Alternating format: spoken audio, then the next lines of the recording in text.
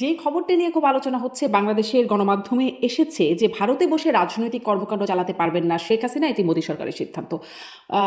মানে বিষয়টি একটু আরেকটু বিশ্লেষণ করবেন, আসলে মোদী সরকারের সিদ্ধান্তটা কেমন বা সুনির্দিষ্টভাবে কি? বহু পুরনো সিদ্ধান্ত। বাংলাদেশের মানুষের স্মৃতিশক্তি দুর্বল। হুম।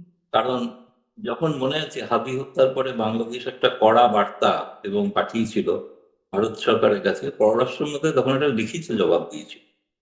লিখিত জবাবে বলা আছে শেখ হাসিনা আমাদের এখানে আছেন, হুম। কিন্তু তাকে আমরা কোনো রাজনীতি করতে দিই না। এটা ভারত সরকারের ঘোষিত নীতি। আমি বলছি সেই হাদি হত্যার সময়কার। এখন তখনকার তো ফলে অনেক স্মৃতিশক্তি অনেকের দুর্বল, অনেকে ভাবছেন কিন্তু গোটা যে রিপোর্টটা, এটা তো কোনো পার্লামেন্টে আলোচনা হয়নি, এটা অনেকের ভুল ধারণা। পার্লামেন্টে কোনো আলোচনাই চলছে না, কারণ বিরোধীদের হাঙ্গামার কারণে বন্ধ হয়ে যায়, স্থগিত হয়ে যায়। কিন্তু যেটা হয় যে ভারতের পার্লামেন্টে বিভিন্ন মন্ত্রণালয় তাদের স্ট্যান্ডিং কমিটির যে রিপোর্ট সেগুলো জমা পড়ে একের পর এক। তো তাতে তারা যে রিপোর্ট দিয়েছিলেন তাতে সরকার কি ব্যবস্থা নিলেন সেটা তখন অ্যাকশন টেকেন রিপোর্ট হিসেবে জমা দেন। এই দিনের ঘটনায় যেটা ঘটেছিল, ইনফ্যাক্ট আমি সেই রিপোর্টটা তো পেয়েছি এবং পুরোটাই পড়েছি। তাতে একটা অংশ আছে শেখ হাসিনা প্রসঙ্গ, হুম। বাকিটা ভারত বাংলাদেশ দ্বিপাক্ষিক সম্পর্কের বিষয় রিপোর্ট। তাতে বলা আছে, সে কথা পরিষ্কার কথায়, এ ব্যাপারে সর্বসম্মতি ভারতের সকলেই, শেখ হাসিনাকে প্রত্যার্পণ করা যাবে। কারণ এটা ভারত সরকারের সিভিলাইজেশন, একটা এক ধরনের সংস্কৃতি। কেউ বিপদে পড়লে তাকে আশ্রয় দেয়। প্রত্যর্পণ করা এটা যাবে না, মানে একদম না, সুনির্দিষ্টভাবে না, না। না, না, না, কারণ হচ্ছে একেবারেই আমি না। দেখছিলাম যে মানে আমি যে খবরগুলো পড়ছিলাম যে ৩০শে জুলাই সংসদীয় কমিটি তাদের প্রতিবেদন লোকসভায় উপস্থাপন করেন। আমি মানে সংবাদপত্র থেকেই বলছি যে এই প্রতিবেদন পররাষ্ট্র বিষয়ক কমিটির মানে নবম প্রতিবেদনের সুপারিশ ও পর্যবেক্ষণের ভিত্তিতে সরকারের নেয়া পদক্ষেপ তুলে ধরা হয়েছে। এখানে বলা হচ্ছে যে মানে শেখ হাসিনার প্রত্যাবর্তন বিষয়ে ঢাকার অনুরোধ সেগুলো বিবেচনা করা হচ্ছে। এখনো এরকম একটা পর্যায়ে দেখছিলাম। কিন্তু গতকাল না, এইটা তো এটাও ঘোষিত নীতি, বিবেচনা করা হবে না। ওটাকে ডাস্টবিনে ফেলে দেওয়া হচ্ছে তা তো না, মানে বিবেচনা তো করাই প্রত্যর্পণ করা হচ্ছে। হবে না এটি যে বলছেন আপনি? না, না, ভারত সরকার একটা, আর একটা হচ্ছে সংসদরা কি বলছে। হুম। ভারত সরকার বলছেন আমরা বিবেচনা করছি, পর্যালোচনা করছি আইনি বিচার বিভাগীয় পদ্ধতি অনুসারে, কিন্তু সংসদীয় কমিটি বলছেন হুম। যে ভারতের যে সিভিলাইজেশন, যে সংস্কৃতি, সংস্কৃতি, সভ্যতাগত যে সংস্কৃতি, তাতে কেউ বিপদে পড়লে আমরা কখনোই তাকে কোনো যেন বিপদে না ফেলি, মানে তার প্রাণ সংশয় আছে এমন যেন না হয়, সে বিষয়টা বিবেচনা করা উচিত সরকারের। সরকার বলেছেন আমরা সেটা বিবেচনা করছি, এবং একই সঙ্গে বলেছেন যে তার প্রত্যাবর্তন বিষয়টা খতিয়ে দিচ্ছি। একই সঙ্গে বলেছেন যে তিনি সেখান থেকে রাজনীতি করছেন না। কিন্তু শেখ হাসিনা, এখানে আওয়ামী লীগের কোনো দপ্তর নেই ভারতে, হুম। কিন্তু শেখ হাসিনা রাজনৈতিক নেতা নেত্রীর সঙ্গে বৈঠক করে চলেছেন, গতকালও করেছেন, আগামী দিনেও করবেন। এবং তিনি সব প্রস্তুতিও নিচ্ছেন কিভাবে দেশে ফিরবেন। তিনি বিভিন্ন গণমাধ্যমে সাক্ষাৎকার একের পর এক দিয়ে চলেছেন, আরো 12টা সাক্ষাৎকার প্রকাশিত হতে চলেছে। তার মধ্যে সর্বশেষ তো বোধহয় জানেন যে এপি প্রকাশিত হয়েছে, ভারতের প্রথম একটি ম্যাগাজিনে, আউটলুক ম্যাগাজিনে দীর্ঘ সাক্ষাৎকার প্রকাশিত হয়েছে। এবং আগামী কয়েকদিনের মধ্যে আরো কয়েকটি জায়গায় প্রকাশিত। তার আগে তো জাপানের কিবোর্ডে প্রকাশ করেছে সংবাদ সংস্থা, এবং সাউথ চায়না মর্নিং পোস্ট এখনো প্রকাশিত হয়েছে কিনা জানি না, কিন্তু ব্লুমবার্গ সাক্ষাৎকার নিয়েছে, সেটাও প্রকাশিত হতে পারে।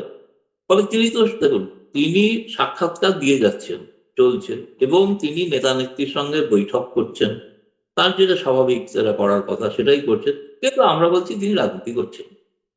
আমাদের তাহলে কি ভারত এটা একটা সরকারের দ্বিচারিতা গঠিত না? মানে নীতি তিনি হলো, সবই করছেন, রাজনৈতিক নির্দেশনা দিচ্ছেন, কর্মসূচি দিচ্ছেন। রাজনীতি তিনি তো বলছেন না যে প্রকাশ্যে বেরিয়ে এসে যে সভা করছেন না তো প্রকাশ্যে, যে আজকে আমি এদের সঙ্গে মিটিং করলাম, করে সিদ্ধান্ত না, নিলাম। কিন্তু ঘরোয়া ঘরের মধ্যে একটা বৈঠক কিন্তু হচ্ছে, তাতে রাজনীতির তো আমরা ঘরোয়া ভার্সনও সাংবাদিকরা আছে। নানা দিকে, এখন রাজনীতির না ঘরোয়া মানে ঘরোয়া ভার্সন আমরা আছে, ভার্চুয়াল তাদেরকে ভার্সন আছে। ভার্চুয়াল কর্মীদের দিচ্ছেন। হুম। সেটা তো গণমাধ্যমকে তো এখন আটকানো যাবে না, সোশ্যাল সামাজিক গণমাধ্যমকে আটকাবেন কি করে, কে আটকাবে? সার্ভারটা কোথায়? ভারতের হাতে তো সার্ভার নেই যে ভারত সুইচ অফ করে দেবে আর বন্ধ হয়ে গেল সব। মোবাইল ফোন, যে মোবাইল ফোনগুলো বিদেশি যেসব কোম্পানি মোবাইল ফোন চালান, বিক্রি করেন, উৎপাদন করেন, তারা করতে পারেন বন্ধ। আমি জানি না তারাও পারেন কিনা জানি না, আজকে দিনে কেউই করে না। না, আর কিন্তু ভারতের ভারতের পক্ষে পক্ষে তো কোনো নির্দেশনাটা কি বা গণমাধ্যমকে ভারতের বলা সম্ভব সিদ্ধান্তটা কি? না। গৌতম লাহিড়ী, আমার প্রশ্নটা এখানে যে ভারতের সিদ্ধান্ত শেখ হাসিনা এক, তাতে মানে রাজনৈতিক কর্মকাণ্ড করতে পারবেন না। এই পারবেন নার মধ্যে না, ভার্চুয়ালি করতে পারবেন, ঘরোয়া রাজনীতি করতে পারবেন, শুধুমাত্র মাঠে ময়দানে বেরিয়ে রাজনীতি করতে পারবেন না, তাই আমরা কি? তো বলছি রাজনীতি, ভারত সরকার তো বলছে রাজনীতি তিনি করছেনই না। কোথায় রাজনীতি করছেন? আপনারা রাজনীতি করছেন, আমরা তো বলছি রাজনীতি তো করছেন না। আওয়ামী লীগের কোনো পোস্টারটা নিয়ে কিছু জায়গায় মিটিং করছেন, এরকম তো কিছু করছেন না, না। কিন্তু আওয়ামী লীগ কর্মীদের কাঠ নির্দেশনা ঘরে দিচ্ছেন। দরজা বন্ধ করে, সেটা কি করে সেখানে এখন কি করে আপনারা মনে করছেন আমরা সাংবাদিকরা খবর রাখার চেষ্টা করি, যারা ডাক্তার করেন তাদেরকে আপনিও অনেকে ইন্টারভিউ নিয়েছেন, তাই না? ইন্টারভিউ নিয়েছেন, তারা কি বলছেন, কেমন দেখলেন শেখ হাসিনাকে, এমনও কথা শোনা যাচ্ছে, চমৎকার দেখেছেন, খাওয়া দাওয়া করেছেন, কেমন আছো ইত্যাদি সবই তো তারাই তো বলেছেন না, আপনাদের সাংবাদিক তো বলছে। তবে কিন্তু ঘরের মধ্যে কি আলোচনা হলো না হলো সেখানে তো আর কিছু সেরকম কিছু তো প্রকাশ্যে শেখ হাসিনা কিন্তু বলছেন। শেখ হাসিনা তো প্রকাশ্যে বলছেন। শেখ হাসিনার কথাগুলো একদম সবাই শুনছি আমরা। তারপরেও বলছেন না। তিনি ফিরবেন, তিনি নির্দেশনা দিচ্ছেন। আ মানে ইন্টারভিউতে বলছেন এটা তো ইন্টারভিউতে বলছেন। না তিনি শুধুমাত্র রয়টার্স দিয়ে শুরু করেছেন, এখন শেষ হবে ভারতের আরো ১৩টা, আমি সর্বশেষ খবর জানি ১৩টা সংবাদ ইন্টারভিউ একের পর এক তো দিচ্ছেন। এই ইন্টারভিউটা কি ব্যক্তি শেখ হাসিনা হিসেবে দিচ্ছেন নাকি আওয়ামী লীগের সভাপতি হিসেবে দিচ্ছেন, সাবেক প্রধানমন্ত্রী হিসেবে দিচ্ছেন? তিনি তো আওয়ামী লীগের সভানেত্রী, সেই হিসেবেই দিচ্ছে, তার তো সেটি পরিচয় একটা তো এভাবেই রাজনৈতিক দেওয়া। পরিচিতির বহিঃপ্রকাশ ফরমার না? ফরমার প্রাইম মিনিস্টার বলে তো বলছেন অনেকে, রয়টার্সে কিভাবে ছাপা হয়েছে, পরিচয় দেওয়া হয়েছে, এপি তে যেভাবে পরিচয় দেওয়া হয়েছে, ফরমার প্রাইম মিনিস্টার, তাই না? হুম। তার মানে আসলে ভারতের এই কথাটা একরকম মানে মুখের কথা খুব মনের কথা না। লন্ডনে থাকাকালীন তারেক রহমান যা যা করেছিল তাই তাই করছে। হুম। লন্ডনে থাকাকালীন তিনি কি রাজনীতি করেননি? কিন্তু বিদেশ থেকে লন্ডনে তো এরকম করেছেন। কোনো নির্দেশনা ছিল না যে তিনি রাজনীতি করতে পারবেন না। করেছেন, গুদাম করেছেন টিকিটে, সবই তো করেছেন লন্ডন থেকে, তাই না? হুম। কিন্তু তো তিনি যা যুক্তরাজ্যের তো করেছেন গৌতম লাহিড়ী, যুক্তরাজ্যের তো এমন কোনো নির্দেশনা ছিল না বা এমন কোনো অবস্থান ছিল না যে তারেক রহমান রাজনীতি করতে পারবেন না। না, তিনি তো আর তাহলে পুরনো ইতিহাস ঘেটে ভাবা আছে কি তিনি মুচলেখা দিয়ে গিয়েছিলেন রাজনীতি করবেন। এটা তো দেশের কথা বলছেন। হ্যাঁ, এটা দেশে তো সেটাই। যুক্তরাজ্য, আমি তো বলছি ভারতের অবস্থানের কথা। কিন্তু আওয়ামী লীগ তিনি শুনুন, তিনি তো ফ্রান্স বা ইতালির রাজনীতি করছিলেন না। তিনি বাংলাদেশের রাজনীতি করছিলেন। স্বাভাবিক, এটা এভাবেই করে থাকেন এরা সকলেই। এটা হচ্ছে আপত্তির কিছু নেই। কোনো আপত্তি করেনি তারেক রহমান নেই। হুম। তো এখন আপত্তি তো আমি শুনিনি যে তারেক রহমান নিজে কোনো আপত্তি করেছেন। শেখ হাসিনা এভাবে কথা বলছেন। হ্যাঁ, তাদের দলের কিছু কিছু মন্ত্রী নেতা এসে মাঝে মাঝে বলে গেছেন। কিন্তু তারা দেখেছেন হতাশ, বলে কোনো লাভ নেই। হুম। মানে কারণ এটাই হচ্ছে, ভারত তাহলে কি সরকার কনক্লুশনটা এটাই? গণমাধ্যমকে বলতে পারবে না, ভারত সরকার কোনো গণমাধ্যমকে বলতে পারবে না বাংলাদেশের সরকারের মতো। এখানে বলা হয় গণমাধ্যমকে চাপতে পারবে না। এখানে ভারত সরকার বলতে পারবে না। না মানে যে বাংলাদেশের এই গণমাধ্যমের অবস্থা খারাপ হতে রয়টার্সকে বলবেন আপনি শেখ হাসিনা ইন্টারভিউ কেন নাকি নিয়েছেন, ধমকাবে? বা চাকরি খেয়ে দেবে রয়টার্সে, যেটা বাংলাদেশে ঘটছে। সেটা এখানে ঘটে। ভারত তো এখানে মুক্ত স্বাধীন সকল ব্যাপার। জনাব গৌতম লাহিড়ী, একটুখানি বলি যে ভারতে মুক্ত স্বাধীন গণমাধ্যম, কিন্তু রিপোর্টার্স উইদাউট বর্ডারের যে রিপোর্টটা, তাতে কিন্তু বাংলাদেশের যে গণমাধ্যমের স্বাধীনতায় ভারতের অবস্থান পেছনে, পাকিস্তান প্যালেস্টাইনের যে পেছনে ভারতের গণমাধ্যমের স্বাধীনতা। তাতেই ওই অবস্থা। তাহলে এর চেয়ে উপরে উঠলে কি করবো? হুম, তাহলে তো শেখ হাসিনা সহ ইন্টারভিউ হতো বাংলাদেশের মধ্যে। মানে তাই না? এতেই নিম্ন একটু থাকাকালীন, নিম্ন সূচকে থাকাকালীন এই হাল। হুম, হুম। নিম্ন মানে সূচক অতএব মানে না থাকলে ভারতের গণমাধ্যম বাংলাদেশ যে পারে, উপরে, বাংলাদেশের গণমাধ্যম পারে না বিষয়টা এমন না। বাংলাদেশের গণমাধ্যমের অবস্থা খুবই খারাপ। আমি নিজেও গণমাধ্যমের কর্মী হিসেবে আমি না জানি। বাংলাদেশের আন্দোলনে চাকরি চলে যাবে। হ্যাঁ। চাকরি চলে যাবে। আপনি কালকে ভারতের দীনেশ ত্রিবেদী সার্জেই ঘোষের সঙ্গে বৈঠক করেছেন। প্রথম সারির সংবাদপত্রগুলো খবর ছাপতে ভয় পেয়েছে। হুম। অথচ সেই সম্পাদকরা তারা দাবি করেন তারা নিরপেক্ষ সাংবাদিকতায় বিশ্বাস করেন। কেন মানে ছাপলেন? এরকম ধরেন বিবেকবোধ আপনারাও অনেক প্রকাশ কিছু করেন। সংবাদ প্রকাশ করেন না বা করলেও পার্সিয়াল করেন। সেই আলোচনাটা অবশ্য অবশ্যই আজকের না। আপনি বলছেন যে ছেলেরা তো নিশ্চয়ই সবকিছু একটা গণমাধ্যমের তাদের স্বাধীনতা আছে, সম্পাদকীয় নীতি আছে, সব বুঝলাম। কিন্তু একটা ঘটনা যেটা ঘটেছে আপনাদের এজেন্সির থেকে আমরা জানলাম, তাই না? আপনাদের ইউএনবি খবর করেছে ছবি সহ যে দীনেশ ত্রিবেদী হাই কমিশনের সঙ্গে সার্জেই ঘোষের বৈঠক হয়েছে একটা। কিন্তু কোথাও দু একটা ছেপেছে, হুম, কেউ ছাপেননি যেমন না, ছেপেছে দু একজন, সবাই নয়। হুম, হুম। জি, এই প্রসঙ্গটা নিয়েও আসবো। খুব বিস্তারিত আলোচনা হয় নাই। তবে ওই যে গণমাধ্যমের স্বাধীনতা সূচকের কথা বলছিলাম, ২০২৬ এর রিপোর্ট, বাংলাদেশের অবস্থান ১৫২তম, খুবই নিচের দিকে। ভারতের অবস্থান আরও নিচে, ১৫৭তম। এবারে আসি যে মানে ২টো বিষয় নিয়ে কথা বলছি একই সাথে। শেখ হাসিনার প্রত্যর্পণ আর শেখ হাসিনা রাজনৈতিক কর্মকাণ্ড করতে পারবেন কিনা। তাহলে মানে আমি যদি কনক্লুশনটা নিই, যেমন চলছে শেখ হাসিনা যেভাবে রাজনৈতিক নির্দেশনা, কথাবার্তা, নেতাকর্মীদের সাথে কথা বলছেন, তেমনই চলবে। কোনো পরিবর্তন হবে না। কিন্তু ভারত সরকারকে জিজ্ঞেস করবেন, বলবেন যে এখানে আমরা রাজনীতি করতে দিচ্ছি। আমি একটু শুনি নাই, লাইনটা মিস করেছি। বলছি যেটা শেখ হাসিনা করে চলেছেন হুম, সেটা করে যাবে। আচ্ছা। তাতে তো ভারত সরকার তো বাধা দেয়। হুম, কিন্তু ভারত সরকারকে আপনি জিজ্ঞেস করেন এগুলো হচ্ছে কেন? বলবে কই রাজনীতি তো করতে দিইনি। আচ্ছা। মানে না, মুখে বলবে না, কিন্তু ভেতরে, ভেতরে যা হচ্ছে তাই হবে। মুখে শুধু বলা হবে না। না মুখে তো এটাই বলবে, মুখে তো এটাই বলবে। আমরা তো রাজনীতি করতে দিইনি। তিনি কোথায় রাজনীতি করছেন? আমরা তো জানি না। তা আপনারা জানেন, আমরা তো জানি রাজনীতি করছে। এটাকে কি বলে তাহলে? আপনি তো রাজনীতি এটাকে তো কি বলছেন? করছেন। মানে ধরেন আপনিও দীর্ঘদিন আপনার সাংবাদিকতার অভিজ্ঞতা আপনি অনেক মানে অভিজ্ঞ সাংবাদিক, জ্ঞানী সাংবাদিক। আপনার দেশি-বিদেশি অভিজ্ঞতা আছে। ফলে আপনার অভিজ্ঞতা থেকে কি বলে এটা? আসলে কি এটা রাজনীতি না? যে নেতাকর্মীদের নির্দেশনা দেয়া, তার কর্মসূচি ঘোষণা করা এগুলো আসলে কি? ওই গেরিলা পদ্ধতিতে রাজনীতি করা। হুম, ফ্যাসিস্ট রাজত্বে যেভাবে রাজনীতি করতে হয় সেভাবে করছে। আচ্ছা মানে করছেন রাজনীতি এবং তাতে ভারতের আগের কোনো সময় আপত্তি নেই। যেভাবে দেখে করতো, লুকিয়ে করতো, তাই না? প্রকাশ্যে করতে পারতো না। হুম। তাহলে কি ভারতের বিষয়টা এরকম যে প্রকাশ্য রাজনীতি করতে পারবেন না, গোপনে করলে কোনো সমস্যা নাই। মানে এটা হচ্ছে ভারতের অবস্থান। না, গোপনে করছেন সেটাই তো ভারত সরকার জানে না। ভারত সরকার বলছেন রাজনীতি তিনি করছেনই না। আপনারা এই যে আপনি বলছেন বললেন যে এটা তো তিনি সংবাদপত্রে ইন্টারভিউ দিচ্ছেন, নেতা কর্মীদের সঙ্গে ঘরোয়া বৈঠক করছেন। নির্দেশনা সেটা তো দিচ্ছেন। রাজনীতি করছেন নাকি তার পারিবারিক সুখ দুঃখে আলোচনা করছেন আমরা তো জানি না। মানে ভারত সরকার তো সেখানে উপস্থিত না। যেহেতু শেখ হাসিনা তিনি তো বন্দী নন, কারাগারে বন্দী নন। হুম, হুম, তাই না? তিনি একজন মুক্ত নেত্রী। ফলে তিনি তার মতো করে তার করছেন, তার নিজেদের লোকেদের সঙ্গে, ছেলে মেয়েদের সঙ্গে কথা বলছেন, পারিবারিক লোকেদের সঙ্গে কথা বলছেন। নেতা নেত্রী যারা ভারতে পালিয়ে আসতে বাধ্য হয়েছেন বা বিদেশে পালিয়ে আসতে বাধ্য হয়েছেন তাদের সঙ্গে কথা বলছেন। আর আর তিনি সোশ্যাল গণমাধ্যমের মাধ্যমে তিনি নেতা কর্মীদের যারা ঢাকায় বাংলাদেশে রয়েছেন তাদের সঙ্গে তিনি মাঝে মাঝে কথা বলছেন। কয়েকদিন আগেও তো বলেছেন। হুম, হুম। মানে দলকে সুসংগঠিত করছেন, নেতাকর্মীদের নির্দেশনা দিচ্ছেন, কমিটি দিচ্ছেন, আ মানে সবই দিচ্ছেন কিন্তু মানে ভারত সরকার সেটিকে রাজনৈতিক করা বলতে প্রস্তুত না। কোনো তো মানে কমিটি তো তিনি কিছু দেননি। তো কমিটি তো আওয়ামী লীগের কোনো কমিটি তো হয়নি ছাত্রলীগের এখন। কমিটি হয়েছে। ছাত্রলীগের মাঝখানে কমিটি হয়েছে। ছাত্রলীগ, যুবলীগ সেগুলো চলছে। হয়েছে। ছাত্রলীগ আপাতত চলছে আর হুম। দেখছি আর বিভিন্ন জেলায় কমিটি দেওয়া হচ্ছে। আচ্ছা মোটামুটি ধরি মাছ নাছুই পানি টাইপের একটা অবস্থা মনে হচ্ছে যে খুব প্রকাশ্যে বলা হচ্ছে না কিন্তু আবার চলছে আরকি এরকম। মানে যা চলছিল তাই চলবে। এই হচ্ছে সামারি। আচ্ছা। আবার এবারে প্রত্যর্পণ বিষয়েও তাহলে কি ওটা যে মোটামুটি ভারত সিদ্ধান্ত নিয়ে রেখেছে যে প্রত্যর্পণটা হচ্ছে না বা খুব শীঘ্রই তার কোনো ওই সম্ভাবনা নাই। মানে কূটনীতির ভাষার আড়ালে আমি বাংলা করে বলছি, হ্যাঁ। যেটা বুঝতে সুবিধা হয়, দেওয়া হবে না। এই কথাটা কূটনীতির ভাষার মারপ্যাঁচে রয়েছে। আপনি আচ্ছা। যদি প্রশ্ন করেন তার উত্তর হচ্ছে আমরা পর্যালোচনা হুম, করছি। হুম, হুম, আমরা তো বলিনি পর্যালোচনাটা 2067 তে শেষ হবে কিনা। হুম, সেটা তো টাইম লিমিট, এটা বরং আপনাদের প্রশ্ন করা উচিত। আচ্ছা এই পর্যালোচনাটা কবে শেষ হবে? হুম, আপনারা তো পর্যালোচনা করছেন, আইনি দিক দেখছেন, বিচার বিভাগীয় দিক দেখছেন, কবে এটা শেষ হবে? শেষ হচ্ছে না তার জন্য দায়ী বাংলাদেশ সরকার। কারণ বাংলাদেশ সরকার কোনো কাগজপত্র দিচ্ছেন না। কিসের ওটা রায়টা আপনি পড়েছেন?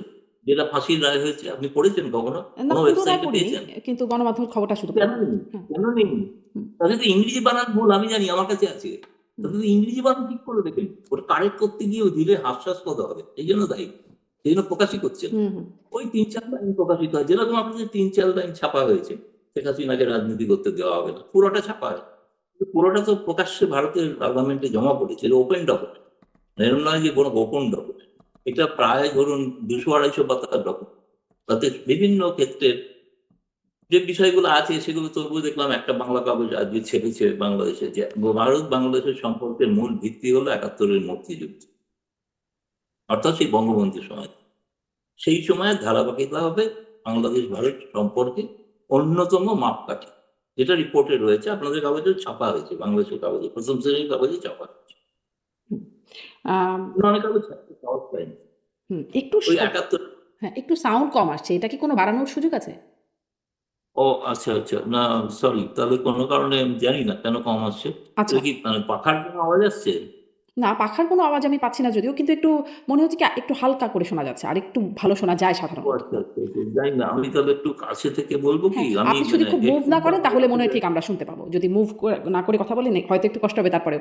তাহলে গৌতম বিহারী আবার একটু প্রসঙ্গে আসি যে উম আ এরপরে ওই যে ভারত বাংলাদেশ সম্পর্কের কথা। আপনার সাথে যখন গত অনুষ্ঠানেও কথা হচ্ছিল, তখন আপনি খোলামেলায় বলছিলেন যে সম্পর্ক আসলে স্বাভাবিক হয়নি। যেটি ইউনূস সরকারের আমলে ছিল সেটি এখনো স্বাভাবিক হয়নি এবং সেটিও বাংলাদেশের কারণেই হয়নি বলে আপনি বলছিলেন। কি ভারতের পক্ষ থেকে আমি প্রশ্ন করছিলাম যে আমরা তো দেখেছি সম্পর্ক উন্নয়নের কথা বলা হয়েছে নির্বাচিত সরকার আসলে একটা বার্তাও দেখেছি জয়শঙ্কর আশা ইত্যাদি নানান রকম। আপনি বলছিলেন বাংলাদেশের কারণে হয়নি। কিন্তু তারপরে এবং তার কারণেই প্রশ্নটা ছিল যে ডাক্তার জাহিদকে এয়ারপোর্টে হয়রানি করা, পুশ ইন করা। তো এগুলো একটা বার্তা একটা চাপ, আপনি এই বিষয়টা একদম আমাকে খুলে বলেছিলেন। তো এখন কি হলো? এখন আসলে সেরকম কিছু নাই, পুশিন হচ্ছে না। আবার অন্যদিকে দেখা যাচ্ছে প্রধানমন্ত্রীকে নেবার ব্যাপারে দীনেশ ত্রিবেদী বললেন অধীর আগ্রহে অপেক্ষা করছে ভারত। আবার নরেন্দ্র মোদী, আপনার রিপোর্টেই পড়ছিলাম ভারতের প্রধানমন্ত্রী তিনি বিমস্টেক সম্মেলনে যোগ দিতে তাকে একরকম নজিরবিহীনভাবে তাকে আমন্ত্রণ জানাচ্ছেন। মানে এরকম বিশেষ একটা অ্যাপ্রোচ, এইটা আবার কি হলো যে সম্পর্ক একটা বিশেষভাবে ভারতের উদ্যোগ দেখা যাচ্ছে? না দেখুন, পরিষ্কার কথা হচ্ছে যে ব্রিক্স একটা আন্তর্জাতিক মঞ্চ, এবং সেই মঞ্চে 11টি রাষ্ট্র সেখানে তারা আসছেন। নিকটবর্তী প্রতিবেশী হিসেবে বাংলাদেশ, তার বাংলাদেশের যেহেতু প্রধানমন্ত্রী তারেক রহমান, কিন্তু তাকে আমন্ত্রণ জানানো হয়েছে তিনি বিমস্টেকের পৌরোহিত্য করেন, ব্রিক্সের পৌরোহিত্য করেন নরেন্দ্র মোদী। আচ্ছা, একটা জিনিস ভেবে রাখা দরকার, নরেন্দ্র মোদীর প্রথম যেটা আমন্ত্রণ সেটা কিন্তু এখনো পড়ে আছে তারেক রহমানের টেবিলে। যেটা প্রথম তিনি নির্বাচিত হওয়ার পর প্রধানমন্ত্রী নরেন্দ্র মোদী হচ্ছে প্রথম প্রধানমন্ত্রী গোটা বিশ্বের যিনি তারেক রহমানকে ভারতে আমন্ত্রণ জানিয়েছিলেন। সেটা হচ্ছিল প্রধানমন্ত্রী আমন্ত্রণ জানিয়েছেন প্রধানমন্ত্রী। হুম। এখানে আমন্ত্রণটা হচ্ছে ব্রিক্সের সভাপতি আমন্ত্রণ জানিয়েছেন বিমস্টেকের সভাপতিকে। এবং শুনুন, ব্রিক্সের সভাপতি তো তিনিই হবেন যিনি প্রধানমন্ত্রী, আর বিমস্টেকের সভাপতি তিনিই হবেন যিনি প্রধানমন্ত্রী, যেমন আগে ইউনূস ছিলেন, হুম। তারও আগে শেখ হাসিনা। ফলে সেই কারণেই তাকে আমন্ত্রণ জানানোটা হচ্ছে, এটা আমাদের দিক থেকে বলতে পারি যে ভারতের দিক থেকে ভারত তো বলতে পারতো যে আমরা আমন্ত্রণ জানালেন না কেন, যদি না জানাতো তাহলে প্রশ্ন উঠতো যে কেন জানানো হলো না। ফলে সেই কারণে আমার মনে হচ্ছে যে এটা একটা মানে এটা একটা কূটনৈতিক শিষ্টাচার, যে শিষ্টাচারের কারণে ভারত এই আমন্ত্রণটা জানিয়েছে নিঃসন্দেহে, এবং সেটা আমার ধারণা সেটা তারেক রহমান সরকার একটা বিবেচনা করছেন।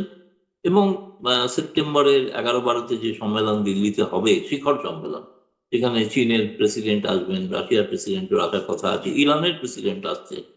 ফলে এরকম একটা বহুদেশীয় মঞ্চে আসলে ফলে সেটা কেবলমাত্র ভারতের আমন্ত্রণে আসছেন তা নয়, তিনি ব্রিক্সের আমন্ত্রণে আসছেন। ফলে এটা এলে হয়তো তার দেশের ক্ষেত্রে একটা চাপ আছে, আমি জানি হুম। যে ওই ভারতের আমন্ত্রণ যাচ্ছেন মানে আবার কি ভারতের সঙ্গে সবকিছু বিক্রি করে দেবেন, এসব প্রশ্নের মুখে পড়তে হবে অনেক। সেই কারণে এখন জামায়াতের চাপটা আছেই, কারণ জামায়াত একটা বড় শক্তিশালী ফোর্স, তাদের 80 জন সাংসদ রয়েছেন, তারা নিয়মিত কথা বলছেন। ফলে তাদের একটা চাপ আছে, সেই কনস্টিটিউয়েন্সিটাও আছে, এই কনস্টিটিউয়েন্সিটা মানে ভারত বিরোধী কনস্টিটিউয়েন্সি, সেটাকেও ক্যাটার করা একরকম। যে সে কারণে বহুদেশীয় মঞ্চে এলে সেই ক্ষেত্রে তার ক্ষেত্রে সে ধরনের কোনো অভিযোগ করাটা সমস্যা হবে আর কি। কিন্তু আমার ধারণা এটা যে কোনো প্রধানমন্ত্রীর পক্ষে একটা সৌভাগ্যের বিষয় বহুদেশীয় মঞ্চেতে হুম। উপস্থাপন মানে নিজেকে উপস্থিত করা, এবং সেখানে বহুবিধ অনেক রাষ্ট্রের নেতাদের সঙ্গে কথা বলার তিনি সুযোগ পাবেন ভারত ছাড়াও। হুম। তাহলে মানে সে এই যে কারণে ধরেন এই প্রশ্নটা তো আপনাদের সাংবাদিকরাও করেছিলেন হাই কমিশনারকে, যে তিনি তখন উনি জবাব দিয়েছিলেন একটাই, জবাবটা হচ্ছে এটা আপনাদের প্রধানমন্ত্রী ঠিক করবেন, প্রেরোগেটিভটা প্রধানমন্ত্রীর। আমরা আমন্ত্রণ জানিয়েছি, আমরা অধীর আগ্রহে অপেক্ষা করছি হুম। তাকে অভ্যর্থনা জানানোর জন্য, কিন্তু এটা প্রধানমন্ত্রীর প্রেরোগেটিভ, তিনি সিদ্ধান্ত নেবেন তিনি বিমস্টেক সভাপতি হয়ে আসবেন নাকি না তিনি দ্বিপাক্ষিক সফরে আসবেন। আচ্ছা। এই সিদ্ধান্তটা হ্যাঁ, প্রধানমন্ত্রী। কিন্তু ভারত অধীর আগ্রহে অপেক্ষা করছে।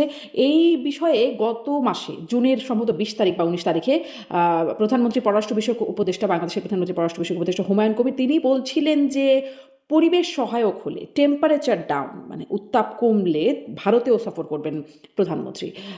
তো মানে তারপরে যখন দীনেশ ত্রিবেদী সাক্ষাৎ করলেন আমাদের পররাষ্ট্রমন্ত্রীর সাথে, তারপরেও আমাদের পররাষ্ট্রমন্ত্রী বললেন যে একটা ইরিটেশন তো কিছু কিছু বিষয় নিয়ে আছেই। মানে সেই ইরিটেশন বা টেম্পারেচারের যে জায়গাগুলোর কথা বলা হচ্ছে তার মধ্যে অন্যতম হচ্ছে শেখ হাসিনার ভারতে অবস্থান করা। এবং সেখানে আপনি বলছিলেন যে কোনোই আসলে অবস্থান পরিবর্তন হয় নাই, তিনি যা করছেন তাই করবেন, তাকে প্রত্যর্পণের বিষয়েও আগেরই সেই অবস্থানেই আছে। তাহলে কি আসলে টেম্পারেচার ডাউন হবার মতো কিছু হয় নাই বা পরিস্থিতি সহায়ক হওয়ার মতো কিছু হচ্ছে কি আপনার বিশ্লেষণ শুনি। বাংলাদেশ সরকার থার্মোমিটার এখনো খুঁজে পাননি, থার্মোমিটার খুঁজে পাননি, আমি জানি না টেম্পারেচার ডাউন। আমরা তো তখন বলুন টেম্পারেচার বাড়ানোর জন্য কি করেছি, আমরা তো অভ্যর্থনা জানাচ্ছি, না, আপনারা আতর পুশব্যাক আবেদন করেছেন, জানাচ্ছি, আপনারা আতর। ডাক্তার জায়েদকে এয়ারপোর্টে আমি হেনস্থা করেছেন, ডিটেল দিচ্ছি, প্রধানমন্ত্রীর আমি আমি উপদেষ্টা। আপনাকে গ্যাস দিচ্ছি, আমি আপনাকে বিদ্যুৎ দিচ্ছি, আমি আপনাকে কাঁচামরিচ দিচ্ছি, আমি সব আমরা আপনাকে কিনে পেঁয়াজ নিচ্ছি, মানে দিচ্ছি। আপনি বাংলাদেশ কি এগুলো কিনে দিয়েছেন? নিচ্ছে, আপনারা ব্যবসা আপনি করছেন। কি দিয়েছেন? না, আপনি কি দিয়েছেন? এগুলোর জঙ্গি বিনিময়ে ছাড়া তো টাকা কিছু দিচ্ছে, দেয়নি, মূল্য দিচ্ছে, বিনামূল্যে জঙ্গিরা তো ঘুরে দিচ্ছেন না। বেড়াচ্ছে বাংলাদেশ। হ্যাঁ, এগুলো তো বিনামূল্যে দিচ্ছেন, এগুলো ব্যবসায়িক লেনদেন। না নিলেই পারেন, বলতে পারেন বিদ্যুৎ নেবো না, কাল থেকে তো অন্ধকার হয়ে যাবে, আপনি আর ভাষণ দিতে পারবেন না। আপনি তো দিতে পারবেন, বিদেশে না, আছেন, না। যারা আছে জামায়াতের ভাষণ দিতে পারবেন আহ, বিদ্যুৎ বন্ধ হয়ে গেলে। হ্যাঁ। কোথায় ভাষণ দেবেন, কিন্তু তাই না? এমন তো না আপনি যেগুলো খুব আজকে কৃপা ডিজেল হচ্ছে দিচ্ছেন এগুলোর না, বিনিময়ে, মানে এগুলো আপনাদের ব্যবসায়িক, মানে ভারতের ব্যবসায়িক হ্যাঁ, স্বার্থ আছে। তো বটেই। আরে পয়সা দিয়ে তো সবকিছু হয়, তাই না? টাকা পয়সার বিনিময়ে কি সব বাণিজ্য হয়? হয় কি? কারণ আমি দেবো, বাণিজ্য করবো অবশ্যই, সেটা ঠিক কথা। কিন্তু কাকে দেবো সেটাও তো একটা ব্যাপার। সবাইকে তো দিচ্ছি না। বাংলাদেশে এই চলছে, হুম। তাই না? ভারতের একটা বিশাল অনেক ক্ষেত্রে বাজার, তো সব দিক আপনার থেকেই বহু ভারতের একটা কিন্তু বিশাল বাজার বাংলাদেশ। টাকাও দেন, টাকাও বকেয়া পড়ে আছে, টাকাও তো দেননি। এই যে ঝাড়খণ্ডের আদানির বিদ্যুৎ প্রকল্প থেকে তো বিদ্যুৎ দেওয়া বন্ধ করে দিয়েছে। তিনি তো ব্যক্তিগতভাবে তিনি ব্যবসায়ী, তিনি তো ব্যবসা করবেন স্বাভাবিক। হুম। মানে তাহলে আসলে কি পরিবর্তন? মানে ওই যে আপনি বলছেন যে আপনাদের পক্ষ থেকে তো মানে ডাক্তার জাহেদকে ওইটা একটা বিশাল আলোচনার বিষয় ছিল। বাংলাদেশের একজন প্রতিমন্ত্রী পর্যায়ের ব্যক্তি তিনি একটা সরকারি সফরে গেলেন কিন্তু এরকম একটা বিব্রতকর পরিস্থিতিতে পড়লেন বা আগের অনুষ্ঠানে আপনার সাথে আলোচনা হচ্ছিল যে যেভাবে ভারত মানে অ্যাগ্রেসিভলি পুশ ব্যাক করছিল, সেখান থেকে ভারত তো আবার এখানে এসে পৌঁছালো। মানে এখন তো আবার খুব ভালো কথা বলছে, অধীর আগ্রহের কথা বলছে বা পুশ ব্যাকটাও করছে না এখন সেই সময়ে। আ এর জন্য কি কিছু হলো কিনা? ধরেন এর মধ্যে আবার দুটো ঘটনা দেখলাম। দীনেশ ত্রিবেদীর সাথে বৈঠকটাতে দেখলাম, আবার দেখলাম সার্জিও গোর যিনি ভারতীয় যুক্তরাষ্ট্রের রাষ্ট্রদূত বটে, আর দক্ষিণ ও মধ্য এশীয় ট্রাম্পের বিশেষ দূত, তিনিও আমাদের দেশে আসলেন, পররাষ্ট্রমন্ত্রীর সাথে সাক্ষাৎ করলেন, প্রধানমন্ত্রীর সাথে সাক্ষাৎ করলেন, আবার দুজনও সাক্ষাৎ করলেন, দীনেশ ত্রিবেদী এবং সার্জিও গোর। এগুলোর একটা প্রভাব কি মানে পড়ছে? না, এটা তো আমেরিকাকে আপনাদের জিজ্ঞেস করা উচিত। আপনারা ঢাকায় এসে হঠাৎ ভারতের হাই কমিশনের সঙ্গে দেখা করবেন না। কিন্তু আমি কিন্তু হোটেলে ছিলেন সেই হোটেলে সাক্ষাৎ হচ্ছে না। তো তিনি কেন সাক্ষাৎ করলেন? তার যে লোককে প্রশ্ন করার যদি সাহস থাকে বাংলাদেশে, শহীদুর রহমানের করা উচিত। তিনি জানতেন তো কার সঙ্গে সাক্ষাৎ হচ্ছে। না তা তো না। আমেরিকাকে প্রশ্ন করার সাহস নেই বাংলাদেশে। এটা এতটা পারে না। যুক্তরাষ্ট্র দুটোকেই প্রশ্ন করতে, ওখানে আওয়ামী লীগের লোকেরা ডিম ছুড়বে, সেখানে প্রশ্ন করতে পারেন না, আপত্তি করতে পারেন। যুক্তরাজ্যের প্রধানমন্ত্রীকে কড়া চিঠি দিন, এটা দিতে পারেন। দেওয়া সম্ভব না। আপনি দিতে পারেন কোথায়? ভারতে, তাই ডিম না? তো বাংলাদেশেও ছুটছে, ফলে এগুলো ডিম ছড়ার আর কি করার প্রতিবাদ দেবে? না, আমি বলছি যে সেই জন্য ওগুলো তো আপনার আমেরিকা তো নিউ ইয়র্কেও তো ডিম ছুড়েছিল না, তাই না? সেগুলো তো আপনি কি যুক্তরাষ্ট্রে কাউকে তো চিঠি লেখেন যে কেন এরকম ঘটলো, অপমান করা হয়েছে, সেরকম তো বলেননি কিছু, তাই না? বিনীততা হজম করছে। সেটা বড় না, দেশ, ভয় ডিম ছোড়াটা ধরেন জানেন একটা যে তাদের দেশের নেতাকর্মীদেরও বিভিন্ন সময় এরকম হয়। ডিম ছোড়াটা একটা মাইল্ড একটা। সার্জিও ঢাকায় এসে কি কি করবেন সবটাই তো বাংলাদেশের পররাষ্ট্র মন্ত্রণালয় তো জানেন, তাই না? হুম। এবং সেদিনের বৈঠকের পর শুনলাম তবে নৈশভোজটাও হয়নি। কি খাবার পছন্দ হয়নি সার্জিওর, না কি হয়েছে বলতে পারবো না। নৈশভোজটাও বাতিল হয়ে গেল। কিন্তু বলা যায় না, ওখানে হয়তো শুটকি ফুটকি দিয়েছিলেন, তিনি হয়তো খান না শুটকি। তিনি চলে গেছেন আছে অন্য জায়গায়, যে হোটেলে ফিরে গিয়ে খেয়েছেন, আবার কেউ কেউ নানা রকম রটিও দিচ্ছে। আওয়ামী লীগের নেতাদের সঙ্গে নাকি গোপন বৈঠক করেছেন হোটেলে। আমার কাছে এরকম কোনো সত্যতা নেই, কোনো প্রমাণ আমি জানি না। বিএনসিবিদিরা জানি, বিএনসিবিদিরা জানি, বিএনসিবিদির সঙ্গে তিনি বাংলাদেশের রাজনৈতিক পরিস্থিতি নিয়ে আলোচনা করেন। এটাও আমি জানি। এটাও আমি জানি তিনি জানতে চেয়েছেন কোন দলের কি অবস্থা, মানুষ কি ভাবছে সেটাও জানতে চেয়েছেন। দীনেশ ত্রিবেদী যতটুকু বুঝেছেন তিনি এই তো কয়েকদিনের মধ্যে সেটাও তাকে অবহিত করেছেন। এবং দীনেশ ত্রিবেদীর বক্তব্য হচ্ছে যে তিনি সার্জিও তার খুব ব্যক্তিগত বন্ধু, আজকে বলবে না, বহু পুরনো বন্ধু। হুম। এবং তিনি ঢাকা আসার আগে সার্জিওর সঙ্গে দেখা করে গেছেন। এবং তারপরে তো সার্জিও এসে তাকে এখানে এসেও মর্নিং ব্রেকফাস্টে দাওয়াত দিলেন, তিনি এলেন, কথা হলো। সেখানে ইয়েও ছিলেন, ওই আমেরিকার যিনি রাষ্ট্রদূত, তিনিও উপস্থিত ছিলেন হোটেলে। ফলে বেশ অনেকক্ষণ লম্বা বাংলাদেশের রাজনৈতিক পরিস্থিতি এবং বাংলাদেশ, আমেরিকা এবং ভারত মানে আর্থিক উন্নয়ন প্রসঙ্গে কিন্তু অনেক আলোচনা হয়েছে বলে আমি শুনেছি। হুম। মানে মানে এর কিভাবে আগে ভারতে ইকোনমিক্যাল। ধরেন সেই 2+2 বৈঠকে সেখানেও বাংলাদেশের নির্বাচন, বাংলাদেশের পরিস্থিতি নিয়ে আলোচনা হয়েছে। এখন আবার বাংলাদেশে এসে মানে আগে ভারতে হয়েছে, এখন বাংলাদেশে এসে ভারত আর যুক্তরাষ্ট্রের এটা তো মধ্যে। আপনাদের উচিত ট্রাম্পকে এক্ষুনি জিজ্ঞেস করা, কেন এরকম করছে। এটা জিজ্ঞেস করা উচিত না ট্রাম্পকে, বা বাংলাদেশে যিনি রাষ্ট্রদূত কিন্তু হাতের কাছে আছে, তাকে জিজ্ঞেস করবেই হবে যে হঠাৎ কেন এসে এখানে এসে ভারতের কার সঙ্গে দেখা করছেন, ভারতের একজন হাই কমিশনার, তার এখানে ভূমিকা কি? তার সঙ্গে কেন দেখা করছেন? আচ্ছা, ইন্টারেস্টিং হচ্ছে পররাষ্ট্র মন্ত্রণালয়ের ব্রিফিং আমি কিন্তু প্রশ্নটা করি, হুম। আমি প্রশ্নটা করি যে এরকম শুনলাম যে সার্জেই গোর হাই কমিশনারের সঙ্গে দেখা করেছেন, হুম। হঠাৎ কি ব্যাপার, কেন দেখা করছেন? ওরা বললেন আমরা তো জানিই না দেখা করছেন। আমি হুম। পরে জেনে খোঁজ নিয়ে পরে জানাবো। এই পররাষ্ট্র মন্ত্রণালয় কিছু জানে না কেন? নাকি আসলে জেনেও কিছু বলে না? মানে আসলে ব্যাপারটা কি? জানে না কেন জানি না কিছু? তো। মানে আপনার আগের এইটাই তো প্রশ্নটাও বুঝি আপনার না। সাথে আমার কথা হয়েছিল ওই যে হাদি হত্যাকাণ্ড নিয়ে মমতা বন্দ্যোপাধ্যায়ের বক্তব্য। আপনি বলছিলেন আপনি পররাষ্ট্র মন্ত্রণালয়কে জিজ্ঞাসা করবেন। যেহেতু আপনার রেগুলার কথাবার্তা হয়। আপনি গেছেন, জিজ্ঞাসা করেছেন, সেই ক্লিপটাও আমি দেখেছি এবং তারপরে তারা বলেছেন এই বিষয়ে আমরা জানি না। জেনে জানানো হবে। এখনো বলছেন জানি না। মানে কিছুই যে জানে না পররাষ্ট্র মন্ত্রণালয়? সত্যি খুবই খারাপ অবস্থা। মানে কি আর বলবো? বুঝতে পারছি না কি বলবো। মানে আচ্ছা। আবার প্রশ্ন করবো। পরের বার আবার প্রশ্ন করবো, যেভাবে বলেছিলেন মানে জেনে আপনি বলছেন বলুন। আমরা কেন প্রশ্ন করি না আর আপনারা আসলে প্রশ্ন যেটা না করেন আমি কিন্তু যেটা উত্তর পান না। বুঝি না, এটার একটা কূটনৈতিক ব্যাখ্যা আছে। কূটনৈতিক ব্যাখ্যাটা হচ্ছে সার্জারি গোরের এই প্রোগ্রামটা ঘোষিত প্রোগ্রাম ছিল না, এই দিনেশ দিদির সঙ্গে দেখা করার। কিন্তু সবাই জানতেন। যার জন্য তিনি যতগুলো সাক্ষাৎ করেছেন সবগুলো টুইট করেছেন, কিন্তু দীনেশ ত্রিবেদীর সঙ্গে সাক্ষাৎকারটা তিনি টুইট করেননি।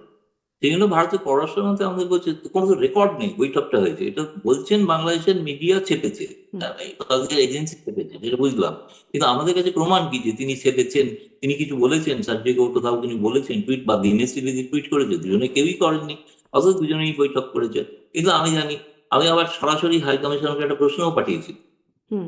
যে মনে হয় আপনাদের মিটিংটা খুব ভালো হয়েছে, উনি একটা স্মাইলি আমাকে পাঠিয়েছে, আর কিছু বলেন। আচ্ছা, আচ্ছা। আচ্ছা, কিছু মানে তার মানে ভেতরে আসলে কি হলো খুব বেশি জানবার কোনো কলকাতায় সুযোগ নাই। কলকাতায় কলকাতায় গেছেন, তারপরে গতকাল কলকাতায় গেছেন, এখন কলকাতা থেকে বোধহয় ব্যক্তিগত কাজে কলকাতায় গেছেন।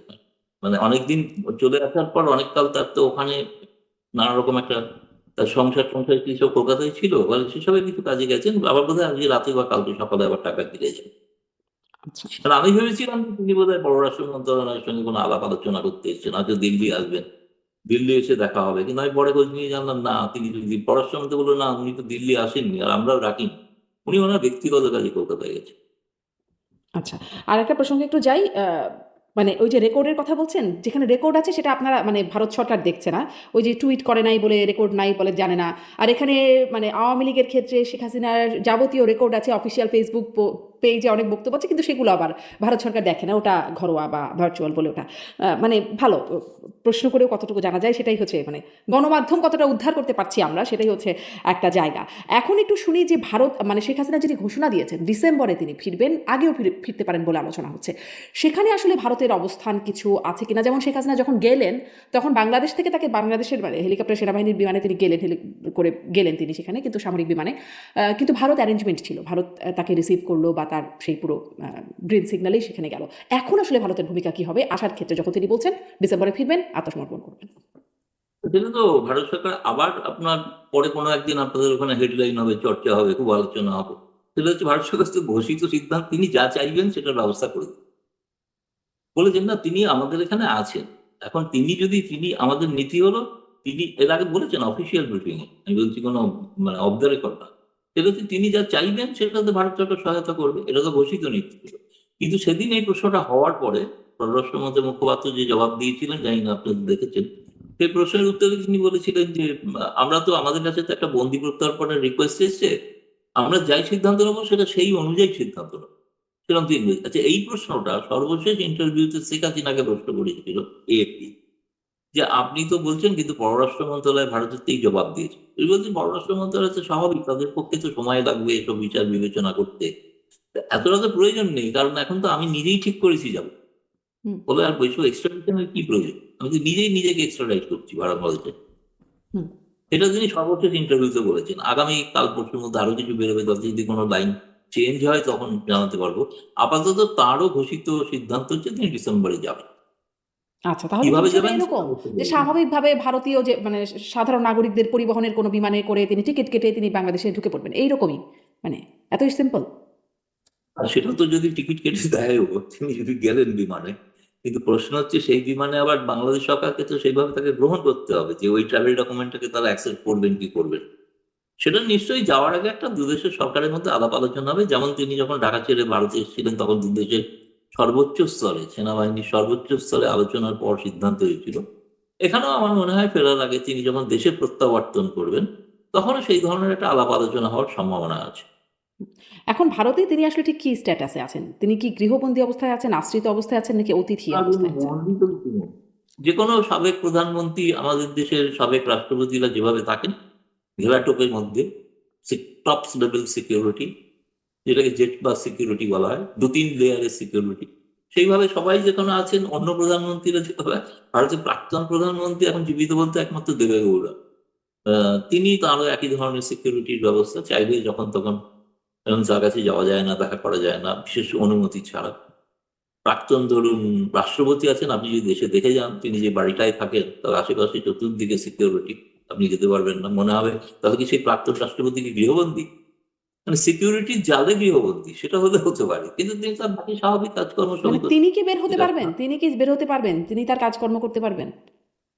আমি জানি না, তিনি বেরোনোর ক্ষেত্রে কিছু নিষেধাজ্ঞা হয়তো আছে, যে তার জীবনের, আপনাদের ওখানকার মহামান্য জঙ্গিরা ঘোষণা করেছেন তাকে হত্যা করবেন, তো সুতরাং সেই হিসেবে ভারত সরকারের থাকাকালীন, ভারতে থাকাকালীন তার যাতে প্রাণ সঞ্চয় নেওয়া হয়, সেটা ভারত সরকারের নিরাপত্তা রক্ষীরা তাদের দেখছেন, তারা সর্বোচ্চ প্রোটোকল দিয়ে সেটা রেখেছে।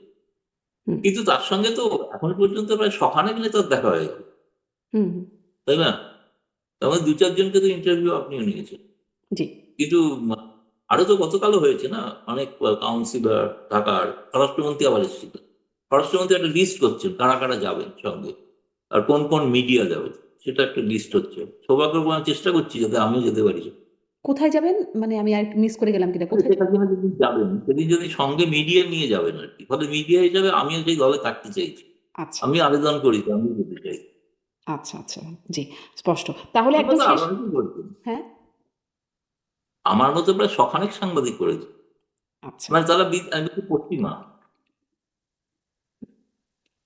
জি, ঠিক আছে, শেষ যারা প্রশ্নে ইন্টারভিউ যাই। নিচ্ছে। আমার কিছু শুনতেও সমস্যা হচ্ছে মনে হয় সাউন্ডের কারণে। আমি জানি না দর্শকদের ভালোমতো শুনতে পাবেন কিনা।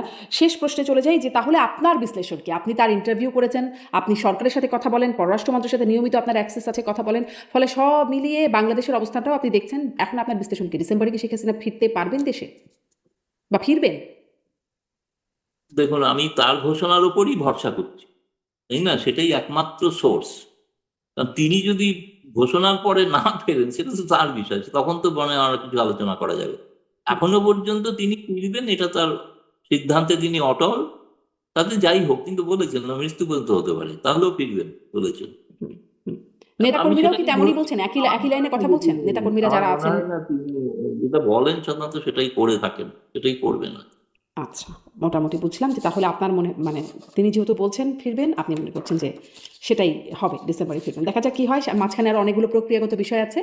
আম সেগুলো আসলে কতদূর গড়ায় সেগুলো দেখার বিষয়। অনেক ধন্যবাদ গৌতম লাহিড়ী সময় দেওয়ার জন্য। ধন্যবাদ, নমস্কার। ধন্যবাদ দর্শক সাথে থাকার জন্য।